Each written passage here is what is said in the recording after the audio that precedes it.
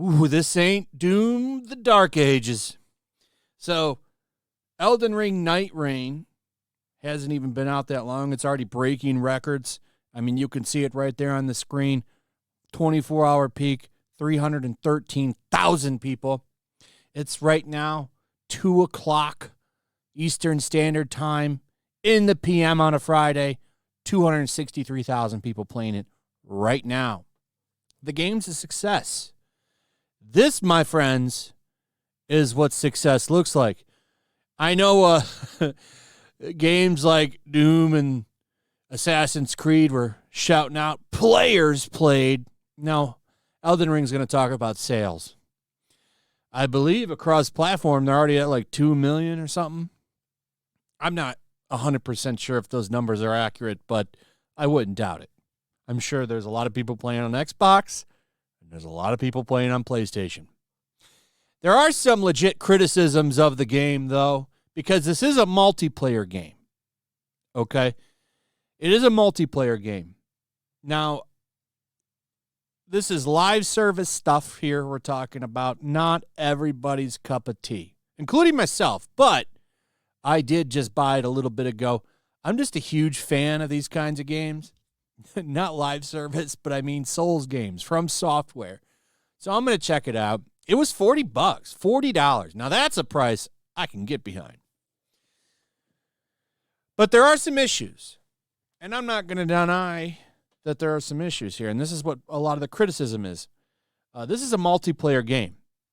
And there's no voice chat. I guess it's kind of a pain in the ass. I can't confirm this to really get going with your friends. I don't know if that's true because I believe you can set passwords.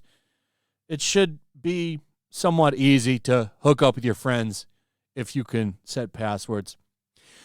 But the voice chat, I can get down on that criticism. There should be better ways to communicate.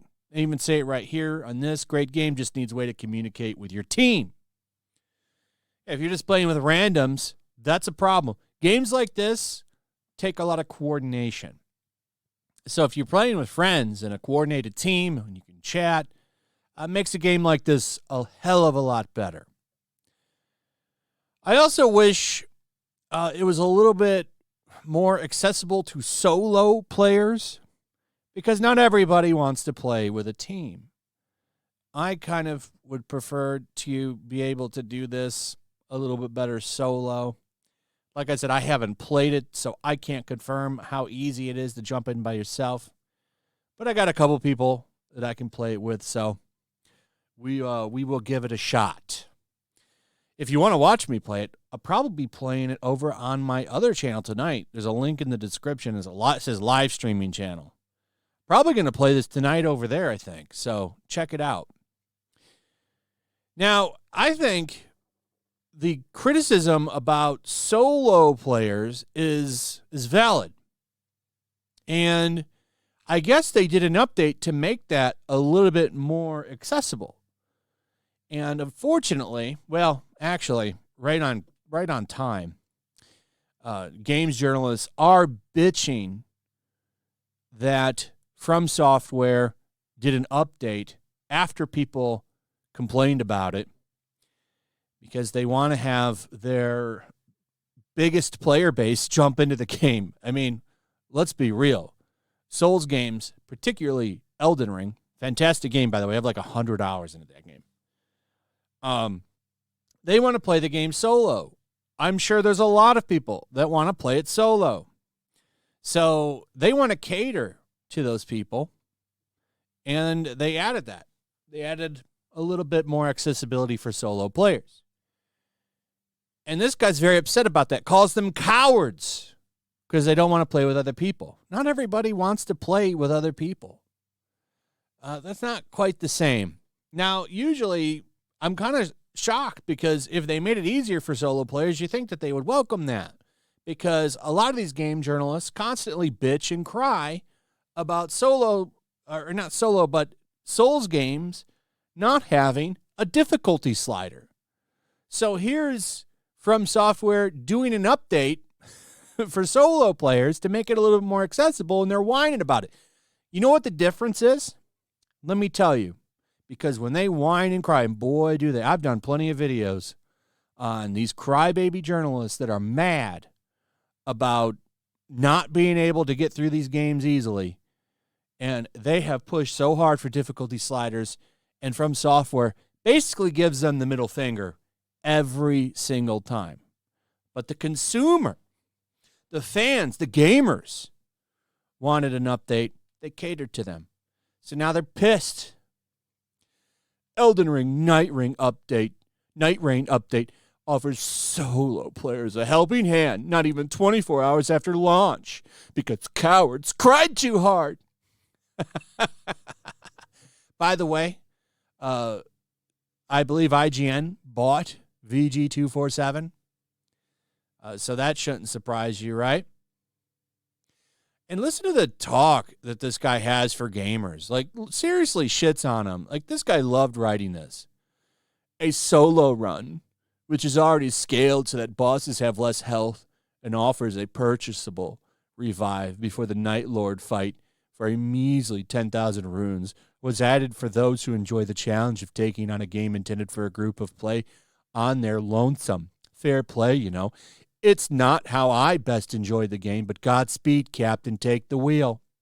For those who were actually excited to take the game on this way with all its struggle and in the name of fulfillment through overcoming adversity, however, their dreams have been hampered by the wails and moans of little babies who want the solo experience to be easier. I've watched a couple of reviews, and it's supposedly brutal solo. I don't know how accurate that is. I just find it funny how mad these people get when companies listen to the consumer and not them. If I did a little search, I could pull probably 30 articles easily on why Dark Souls needs difficulty sliders. We got to make it easier for handicapped people. Meanwhile, there's like dudes that are paralyzed and beat the game with their tongue. For real. But it needs to be accessible. And I'm not kidding. That's happened. There's a video of some dude. He's in a wheelchair and he's using like his mouth to beat the game. There's people that have beat these games using dance pads. These are the worst people. They want their warm bottle, a little bib, and for the process of actually overcoming the challenge present in Night Reign to be lowered so they don't have to work as hard to succeed. Was I able to solo every boss during the review period? No. I did like 4 of them. Was I looking forward to improving and doing so over the next few weeks? Absolutely. The journey has been stolen from me and like-minded adults by the feeble among us. Now, there is something to be said about getting better, but the best way to get better is probably to play with other people, but not everybody wants to do that. In fact, I would argue in a couple of weeks, there's not going to be 300,000 people playing this game. So people running solo runs, that's going to be the big thing. In fact, I would argue there's probably going to be a shitload of people uploading those to YouTube, like quick solo runs and stuff. It's going to have its own little, there's going to be a own little niche of people that want to play this solo, probably including myself. Now, I don't know what it was, but this patch came out pretty quickly. Also, I want to point out, I haven't seen a lot of crying about that. Maybe they always intended, because it wasn't even 24 hours after they patched it to make it a little bit better for solo players. This guy was playing, so he's a video game journalist, so he was probably playing, pre-update build, something. There's always an update that comes out when the game launches. So he might have been playing something different, and then when the game launched, they get this patch out they were working on. So I don't know how accurate this is. It almost just seems like he wanted to just get something out to shit on people that game, because that's pretty standard with a lot of these video game journalists. But either way, I find it funny because it is true. They are mad about difficulty sliders, but they listen to the consumer versus the journalists, and now they're a little upset. But just fun highlighting this. I saw this and I was just annoyed. Dudes shitting all over gamers. That's why a lot of these websites are going out of style. It probably would have been best to just not write this. Just my thought. It'll be about a week or two and the game will be sexist or something. That'll be fun to talk about. I'm sure there'll be sexism somewhere in the game, racism, all that stuff. Like, these websites, they need to go. They're already going. But it could happen a lot sooner rather than later. Polygon, Kotaku, they'll be gone probably within the year. Polygon's already closed.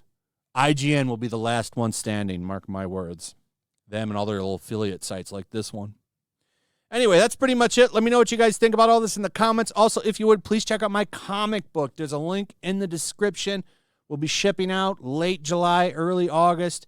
The book's 100% done. We got some amazing covers here, various prices. But if you want to jump in at the lowest, cover D is only $17. Plenty of packages, merchandise to check out. Look into it. It's in the description. It's over on Ripascend, a name you can trust. Check it out. Also, if you would, please like, subscribe, share the video, hit that notification bell, and we'll see you on the next one. Peace. The year is 1945. World War II rages from the halls of Buckingham Palace to the shores of the Nile River. Even now, the clash between freedom and tyranny is about to boil over. Somewhere in North Africa, two American flyboys are soaring high on a reconnaissance mission, searching for clues to a peculiar new obsession with the occult gripping the Nazi high command.